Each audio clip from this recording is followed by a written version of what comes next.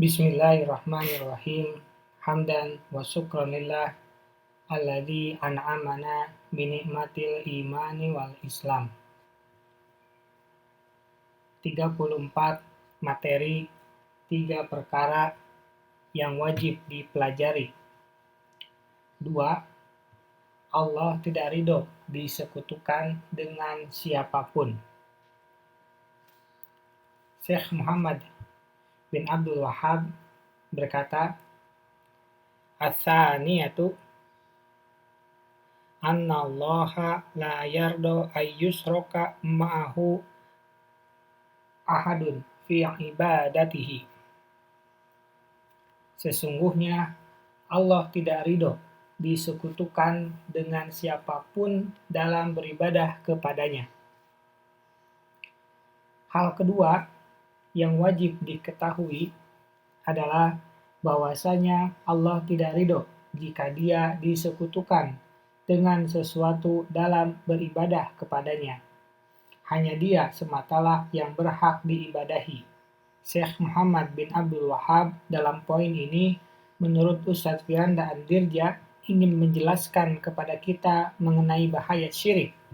Karena Nabi Muhammad SAW datang bukan hanya menjelaskan mengenai apa saja yang dicintai oleh Allah, melainkan juga menjelaskan apa yang dibenci oleh Allah.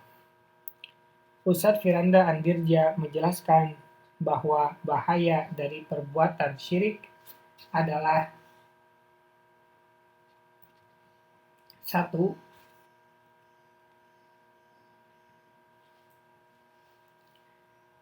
Syirik merupakan dosa besar, bahkan dosa yang paling besar. Hal ini dikarenakan syirik telah menjatuhkan hak utama Allah, yaitu bertauhid atau mengesahkan atau menunggalkan kepadanya. Jika seseorang yang melakukan dosa seperti zina, merampok, atau durhaka kepada kedua orang tua, maka dia belum tentu disiksa oleh Allah, karena bisa jadi Allah ampuni mereka karena mereka merupakan seorang muslim. Tetapi berbeda dengan perbuatan syirik kepada Allah. Maka apabila dia wafat dalam keadaan tersebut dan tidak sempat untuk bertobat, maka sudah dipastikan dia akan disiksa oleh Allah. Firman Allah, "A'udzubillahi minasyaitonirrajim. Innahu may yusyrik billah faqad harramallahu 'alaihil jannata wa ma'wahun nar wa ma lidzalimina min ansar."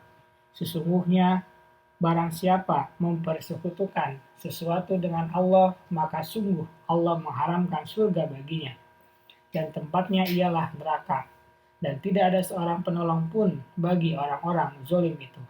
Quran Surat Al-Ma'idah ayat yang ke-72. 2. Dosanya tidak akan diampuni selama-lamanya.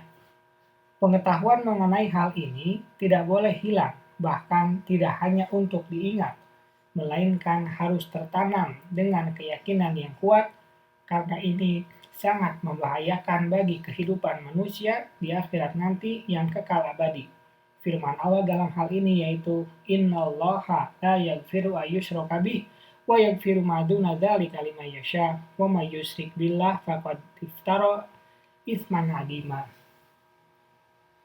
Sesungguhnya Allah tidak akan mengampuni dosa karena mempersekutukannya atau syirik, dan Dia mengampuni apa dosa yang selain syirik itu bagi siapa yang Dia kehendaki. Barang siapa mempersekutukan Allah, maka sungguh dia telah berbuat dosa yang besar. Quran Surat An-Nisa ayat yang ke-48. Adapun orang-orang yang melakukan dosa selain syirik, jika Allah menghendaki, dia akan diampuni dengan syarat dia harus bertaubat dari dosanya tersebut dan tidak mengulangi dosanya. Apabila berkaitan dengan hak orang lain, maka harus diselesaikan dengan orang lain. Jika orang yang melakukan dosa selain syirik masuk ke neraka, maka dia tidak akan kekal, akan tetapi akan keluar dari neraka yang dikenal sebagai Jahannamiyun, atau orang-orang yang pernah masuk ke dalam neraka. Ketiga, akan gugur seluruh amalannya. Hal ini berdasarkan firman Allah, "Walaqad uhiya ilaika wa ilal ladzina min qablik la in asyrakta la yahbatanna 'amaluk wa la takunanna minal khasirin." Dan sungguh telah diwahyukan kepadamu dan kepada nabi-nabi yang sebelummu, sungguh jika engkau mempersekutukan Allah, niscaya akan hapuslah amalmu dan tentulah engkau termasuk orang yang rugi. Quran Surat Az-Zumar ayat yang ke-65. Apabila seseorang beramal selama hidupnya misalnya 50 tahun, maka kemudian melakukan dosa selain syirik, maka amal selama hidupnya tersebut akan berkurang. Apabila amal tersebut tidak mampu menutup kekurangan dari dosa, maka dia masuk ke neraka. Namun, apabila amal tersebut mampu menutup kekurangan dan tentu ditentukan oleh rahmat Allah, maka dia masuk neraka. Berbeda dengan dosa syirik yang dilakukan meskipun hanya dalam waktu 5 menit saja, seluruh amal yang dilakukan selama 50 tahun akan hilang, tidak bersisa. Bahkan apabila wafat dalam keadaan seperti itu, maka tidak akan ada lagi harapan untuk masuk ke dalam surga. Betapa dahsyatnya dosa syirik ini, sehingga kita harus senantiasa menjaga diri kita agar tidak terjerumus ke dalam kesyirikan, baik itu secara tidak sengaja apalagi disengaja, sehingga ilmu mengenai syirik sangat penting untuk dimiliki oleh seorang muslim agar bisa selamat di akhirat. Namun, tentu cita-cita bagi setiap muslim adalah mendapatkan surga Allah tanpa melalui neraka. Semoga kita salah satu di antaranya. Amin. Subhanaka Allahumma wa bihamdika asyhadu an la ilaha illa anta astaghfiruka wa atubu ilaik. Assalamualaikum warahmatullahi wabarakatuh.